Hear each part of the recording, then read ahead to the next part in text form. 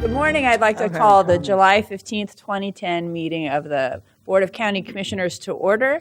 And I'd invite you also to please join me as we rise for the Pledge of Allegiance.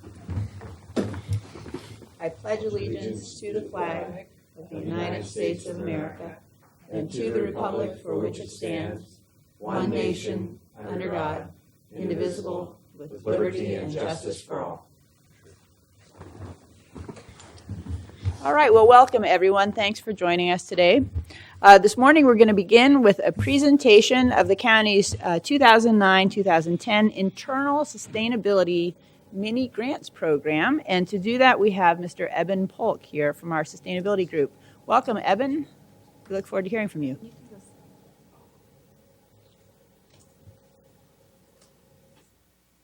Okay, perfect. Good morning, Commissioners. It's great to see you. Last time I was here, we were figuring out a way to accept a big grant, and now I'm here to talk about some opportunities we've had last year to give some small grants. The 2009-2010 fiscal year sustainability mini grants. In recent years, we have provided some ad hoc financial assistance to promote more sustainable use of resources, including a paper reduction printer project with the Juvenile Department and helping the WFI Cafe purchase a sanitizer in the Development Services Building. But last year, we decided to formalize part of our budget for internal assistance in the form of a mini grant program so that we could take advantage of a lot of other opportunities I think we were missing before by doing it on an ad hoc basis. This is a project of the county's sustainability team. And there are really several things we're trying to achieve with this mini grant program. We're fostering more sustainable operations and services in the county. We're raising awareness among employees of a vision for more sustainable services and operations. We're empowering employees to be creative. We're bringing great ideas forward, and we're also investing with savings in mind. There are other things we accomplished, but those are sort of 5 chief things.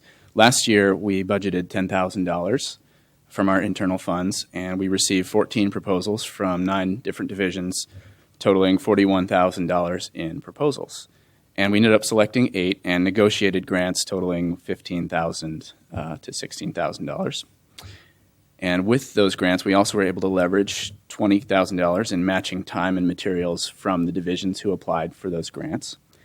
And the total savings is estimated at about $36,000 per year. So to get this going, we assembled a review team that included sustainability team members, Jeannie Anderson from Community Health, Kip Holstrom from Roads Maintenance, Sherry Dow from Sustainability, and myself.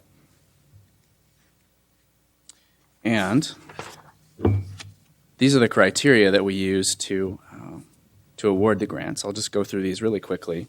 We had 9 criteria last year. The project had to do one or more of these things: energy efficiency or reduction in greenhouse gas emissions, renewable energy or energy self-reliance, more efficient use of water and other resources, reduce or prevent waste or toxics, increase recycling recovery rates, adopt materials with more recycled content, adopt materials that could be reused, promote use of resources from well-managed ecosystems or biological materials. So, for example, that could be a project that used products from FSC-certified forests or other well-managed ecosystems, and delivers projects that deliver services to citizens more efficiently. So let me tell you a little bit about the projects that we were able to fund.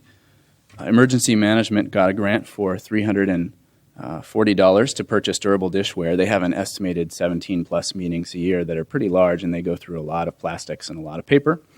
So they'll be avoiding a lot of their disposables expenditures and also be phasing out bottled water. That project was led by Nancy Bush. I don't think she's able to make it today.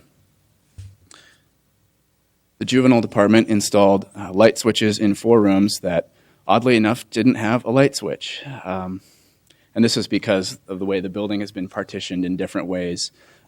Offices have been created out of rooms that had no light switches before, like a kitchen. So that should pay for itself in about a year. Then we gave a grant to, excuse me, the Working for Independence Cafe on the amount of $1,400. They estimated they could reduce their use of disposables by 25%. So this is thousands of cups, lids, sleeves, utensils. They're also deploying some bus tubs in the DSB so that employees who maybe walk downstairs to buy some coffee or a sandwich or something can actually take that back to the lunchroom or to their desk, and when they're done with that piece of durable dishware, they can just walk down the hall instead of walking back to the cafe, put it in the bus tub. They also would like you guys to have one of the mugs that they ordered so that you can drop by the cafe with your own mug and get yourself some coffee or soup sometime. Sorry, I should have mentioned that Juvenile Department's project lead was Marin and Bob Canberra. And then Annie Heflinger was the project lead along with Lori Mack for WFI's project. Hi, Annie. Okay, so the North Clackamas Parks and Recreation District actually had several grant proposals, and we awarded a few of them. One of them was for remote irrigation control systems at 3 parks. That grant amount was $1,000. It helps reduce staff time needed to drive to these parks to turn systems on and off, and it helps save a lot of water. And the project lead for that is Joseph Kaur. Joseph?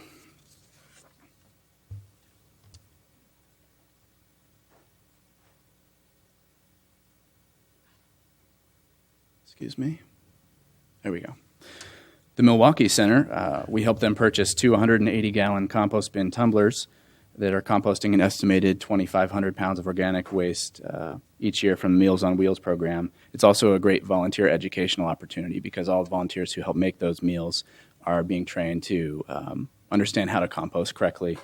And they're also able to use some shredded client records, I understand, so they're also reducing paper waste. And Don Wiley here has been the project lead for that. Okay, also in the Parks District, We helped them deploy 16 Clearstream recycling containers in dugouts at 2 parks, each with 8 ball fields, I believe, Hoodview and North Clackamas. And they're going to get up to 28,000 gallons of recyclables every year out of that deployment for just $800 worth of assistance. And Joe Loomis is the project lead. I don't know if Joe is here today. No. Okay, we're also helping Wes implement a paperless billing project. Grant of $5,000 enabled them to purchase some of the sort of software components that they would need to implement that. They estimate that they can avoid 42,000 plus pieces of paper, envelopes, and return envelopes every year, plus the cost of postage for both Wes and ratepayers. Ramona Ekholm is the project lead. Hi, Ramona. And the district attorney's office, with a grant of $5,000, we're helping them to implement an electronic intake and discovery program that's eliminating hundreds of thousands of pages a year, possibly.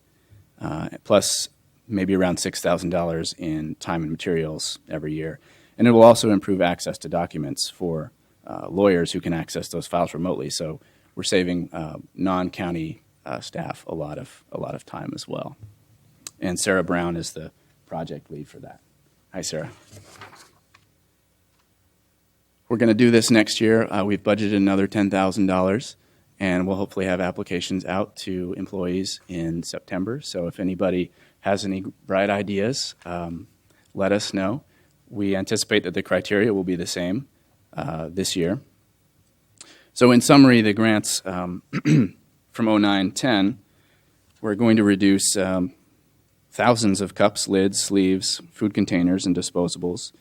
We're going to capture thousands of gallons of recyclable bottles at parks, hundreds of thousands of pieces of paper and envelopes, more than hopefully 2,500 pounds of food waste, plus over 500,000 gallons of water conserved. An estimated value on the side of that would be $36,000 in time, energy, and materials. That's a lot of savings for just about $15,000 worth of mini grants. So I think the take home for us has been that it's a great way to encourage creative thinking, save resources, and at the same time, when you're getting an application out there for a mini grant program, you're promoting a vision of a more sustainable county, and it's almost an opportunity to remind folks who are applying what it is that we value. So, with that, do you have any questions? Commissioners, do you have any questions? Just a comment, Madam Chair. I think this is a great example of leading by example, if you will, because, as these employees, see these programs instituted, they'll be saving money, they'll be saving energy, resources, if you will. So as they go back home and into their communities, hopefully they'll be continuing this mantra and seeing more savings across their communities too. So it's a good way of showing that, we are really responsible stewards too. So thank you. Thank you. Very good. I would say, to spend $15,000 to save $36,000 is really where we're trying to move in our valuing efficiency and sustainability in government. So I want to salute all the people in this room. I'm just going to read your names again because thank you for your creativity and for implementing these projects and being here. Marin, Bob Keflinger, Annie from WFI, Joseph Kaur from the Parks District, Don Wiley, also from Parks, Ramona Ekholm from West, and Sarah Brown from the DA's office, and anyone else I missed, thank you for being here to help us save money and do things better to make our community strong. Appreciate it. Okay, thank you. Thank you. And Eben Polk, thank you and your team for your leadership. Welcome. Thank you. All right. Next, we are moving on to the Housing Authority consent agenda. We're sitting for this portion of the meeting in our capacity as the Board of Commissioners for the Housing Authority, and with us is Commissioner Erica Allison. Hi, Erica. Hello. So, do I have a motion to approve the Housing Authority consent agenda? Yes, I move for approval. Do I have a second? Second. It's been moved by Commissioner Allison and seconded by Commissioner Lehan that we approve the Housing Authority consent agenda. Any discussion? All in favor say aye.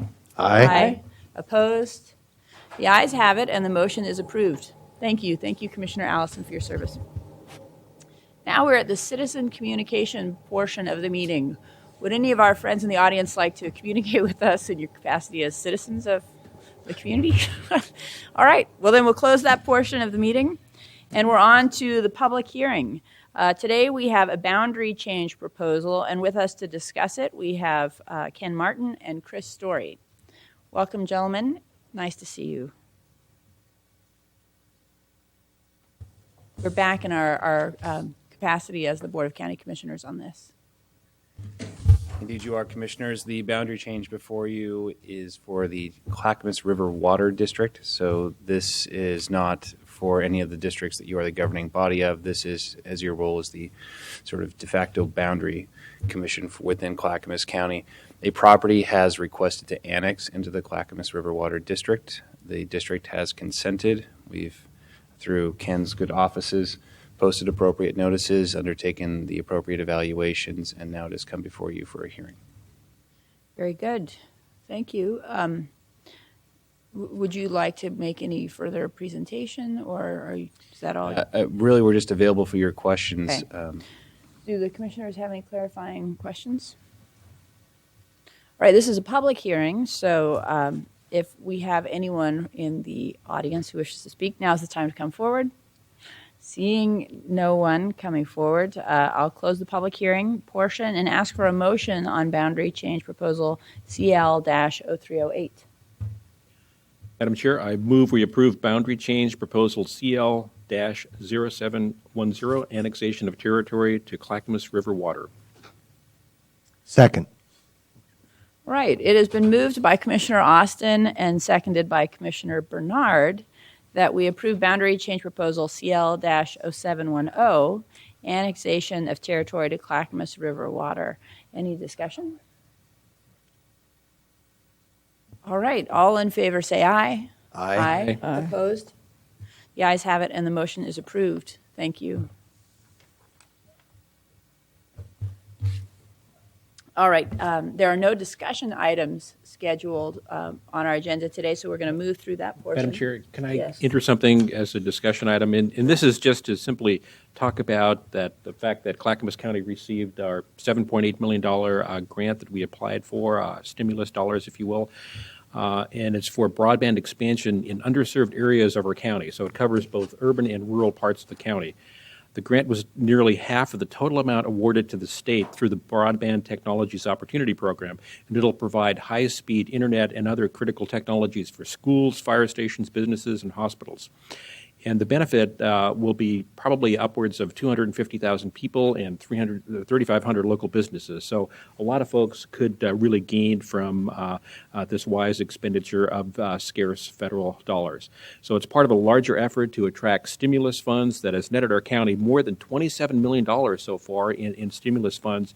And those funds have helped save or create more than about 250 jobs. It's always a difficult thing to get our arms around. We know there are probably secondary and tertiary jobs that are related, but that's a really good example of wise use of scarce dollars these days. So we're proud of the hard work of everybody who worked on this application, all of our IT team. So many names to mention, so I'm not going to try to mention them because I'll probably forget a few, but it's going to be great for the future of our county and our citizens. So we'll be saying more about it as we get into the details. I know I've had some requests from some of our local cable providers in terms of, so what does this mean for me?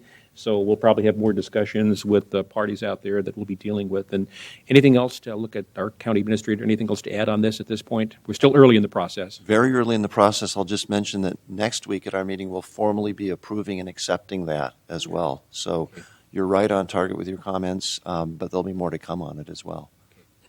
Wonderful. Well, that is good news. Thank you for mentioning that, Commissioner $1 Austin. and $5 bills would be nice. Okay. All right. Now we're moving on to the consent agenda portion of our meeting. I would love to have a motion to approve the consent agenda. Madam Chair, I move we approve the consent agenda. Do I have a second? Second. It has been moved by Commissioner Lehan and seconded by Commissioner Austin that we approve the consent agenda. Any discussion? Seeing none, all in favor say aye. Aye. Opposed? The ayes have it, and the motion is approved. Now we are at the Commissioner communication portion of the meeting, and today, can we start with you, Commissioner Bernard? Sure. Actually, Commissioner Austin and I are leaving today to go to a conference, National Association of Counties Conference.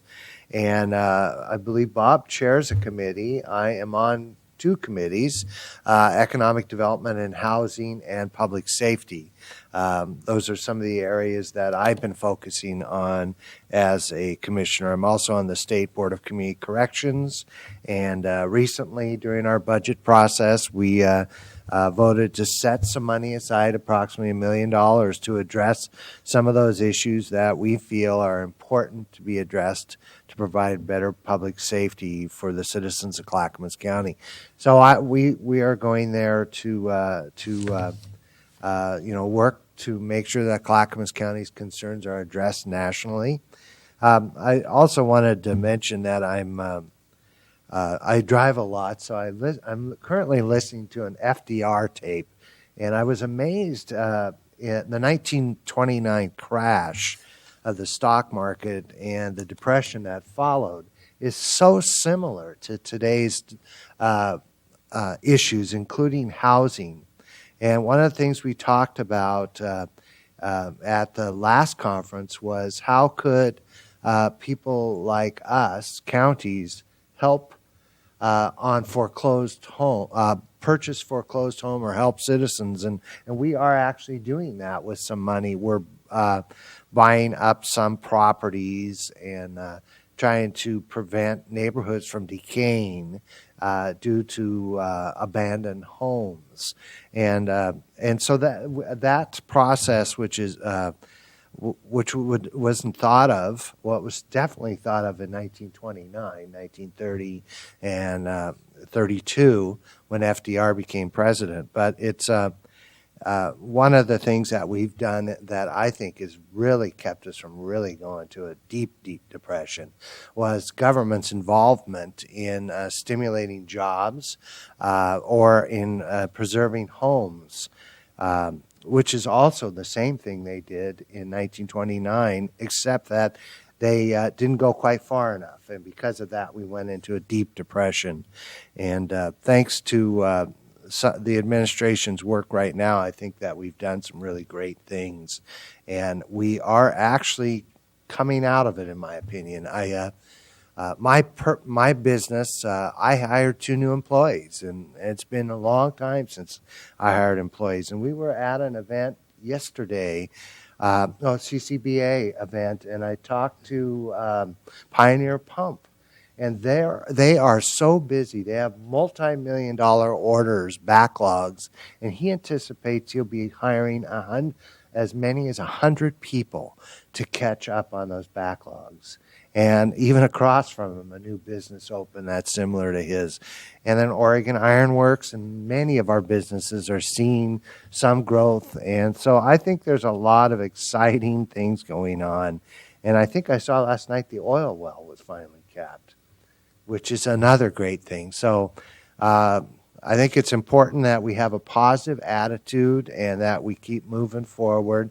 And investments like the grant opportunities that we've been able to receive will provide opportunities for companies to create more jobs. And so Clackamas County is doing great. I'm pretty excited. In our budget process, we have money set aside to address some of these issues, which a lot of people have not done. And I think that the commission here and commission in the past has been responsible for really a tight budget process, a real focus on investments that return in jobs, in opportunities, and we have a lot of challenges ahead. And one of the discussions we had yesterday was about transportation funding. I was at an event this morning where sewer, water, roads, all those transportation issues were being discussed. There is no easy solution, and we're going to have to reach out and find out from the taxpayers and those who drive the roads how we're going to fund those. And anyway, very exciting. All right. Thank you.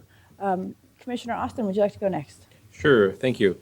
And let me just build upon what Commissioner Bernard talked about too, that we'll both be going off to a conference out of state, but I think it's very worthwhile. I do serve on a couple of committees, the Green Government Advisory Board and also Environment, Energy, Land Use, where I chair a subcommittee on energy and renewables. I know it's a mouthful, but there's a lot of interest in how renewables are bringing forth, new green jobs to communities, and so we'll hear lots of reports around the country of what they're doing and how those jobs are being created and what they add to our communities while reducing greenhouse gases. So there is hopefully some climate prosperity out there as well. So that's sort of a theme for many of those discussions.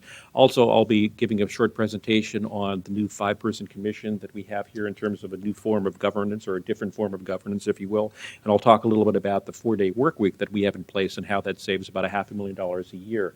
There are a lot of other cities, municipalities, counties, states that are looking at adjustments to work weeks to see if they could save dollars while still providing all of the services for the community. So we'll probably be paying more attention to things like e-government and ways that people can access a lot of the services electronically. Not that they shouldn't, come in and deal with us face-to-face in terms of things that they need, but we're looking at innovative ways. And so that's sort of what we'll be talking about as part of our time at that conference. One of the other things I wanted to mention, too, that directly, well, not directly after this meeting, but by about 11:30 this morning, we'll have a dedication of public art right here on the Red Soils campus in Oregon City. That ceremony starts again at 11:30. It'll be between the Public Services Building and the Development Services Building. It'll also include a self-guided walking tour of many of the exhibits. There'll be a lot of talented local artists here. You can talk with them about some of the projects they worked on. And also we'll have a fruit and vegetables stand available here, too, from local county farmers. So please partake in those. And if you're craving something very cool, enjoy some ice cream as well. So we hopefully see people show up in great numbers and have fun outside. Wonderful weather, too. So thank you. Great. Thank you. Commissioner Lehan. Yes, I just want to do a brief update on a few land use issues, items. The first being where we are with the Aurora Airport, which is just actually literally on the county line in Marion County, but the runway comes literally to the Clackamas County line. And there are changes, master plan process underway, and the potential of the addition of a tower that would allow increased jet traffic into Aurora.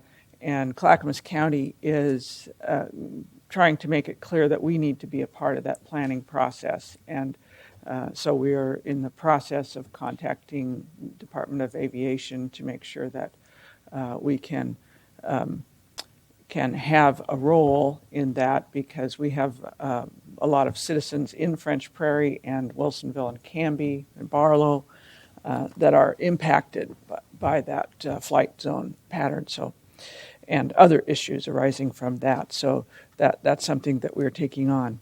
On the urban growth boundary front, after we've concluded the urban and rural reserves process, we're now looking at whether or not the region needs to expand the urban growth boundary by the end of the year, and if so, where. And Clackamas County has pretty much decided that, in concurrence with the positions that our mayors have taken, that we're taking a very conservative approach to expansion of the urban growth boundary. Almost all of our cities, from Wilsonville to Oregon City to Happy Valley or Damascus, they all have so much on their plate at the moment. Lake Oswego, certainly, in terms of projects inside the urban growth boundary. And as the commissioners were saying with regards to the economic recession, I think as we come out of this, everyone is trying to be sure that we build a solid foundation as we come out of it. And that seems to be the consensus of the mayors. They don't want to be overextended.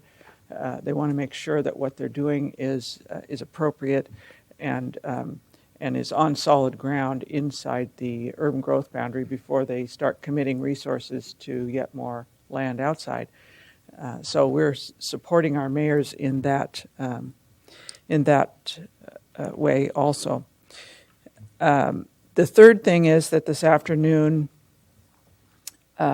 is the final meeting of the Rules Task Force for Department of Land Conservation and Development, which is looking at any possible amendments to the rules of the urban and rural reserves.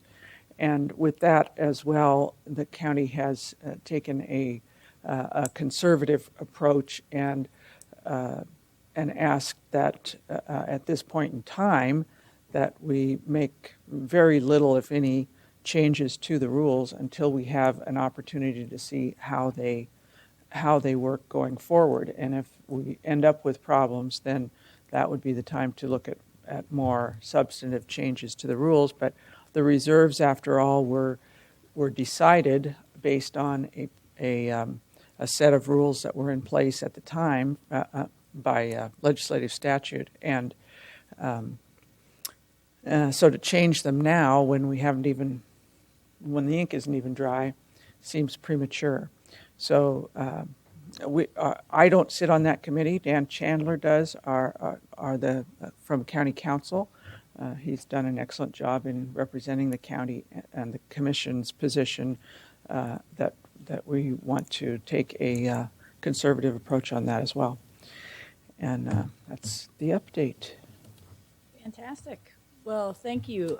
Thank you very much. I would like to note that one of the things that we really value in the county as we try to support our businesses growing so that people in the community can have jobs is providing great customer service and finding out what our businesses need. And to that end, we would welcome communication from you at any point if there are things that we can be doing to be a more effective partner. I've actually done some outreach in the last week to a bunch of farms and nurseries to find out how I might be able to be a supportive partner, and the board can be a supportive partner to that important sector of our economy. You know, the nursery industry is a $1 billion a year industry in Oregon, a lot of that concentrated in Clackamas County. And so I encourage you to contact us. You can get our information online at the Clackamas County website, and let us know what you're thinking. We want to do a good job by you, and it helps us to hear directly from you, your comments. Is there any further business? All right. County Council, no? All right.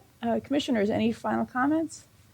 All right. With nothing more, there's no further business, and this meeting is adjourned. Thank you.